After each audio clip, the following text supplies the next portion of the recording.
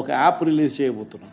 రాష్ట్రంలో ఎక్కడైనా కానీ ఎవరికైనా కానీ ఏ అధికారితో అయినా కానీ హరాస్మెంట్కి ఎవడైనా లోన్ అయితే ఆ యాప్ లేకపోయి యాప్ అడిగే క్వశ్చన్, నీకు ఏ రకంగా అన్యాయం జరిగింది అని. ఫలాని అధికారి నన్ను ఫలాని రకంగా ఫలాని వాడి ఇన్ఫ్లుయెన్స్ లో నన్ను అన్యాయంగా నా మీద కేసు పెట్టి నన్ను చిత్రహింస పెట్టినాడు అని చెప్పి ఎవడైనా కూడా యాప్ ద్వారా ఆ అధికారి పేరు దగ్గర నుంచి ఆయనకు జరిగిన ఏ పరిస్థితుల్లో ఆయన ఏ రకంగా ఇబ్బంది పడ్డాడు అనేది ఆయన చెప్పొచ్చు. ఆయన దగ్గర ఏదైనా ఆధారాలు ఉంటే ఆ ఆధారాలు కూడా ఆయన అప్లోడ్ చేసే ఫెసిలిటీ కూడా కల్పిస్తా ఉన్నాం. సో ఇంకో బటన్ నొక్కితే ఆయన కావాల్సిన ఆయన దగ్గర ఉన్న ఆధారాలు ఏదైనా ఉంటే ఆధారాలు కూడా ఆయన అప్లోడ్ చేయొచ్చు. ఆ యాప్ ద్వారా మన దగ్గర ఉన్న మన సర్వర్లలోకి మన డిజిటల్ లైబ్రరీలోకి వచ్చేస్తుంది.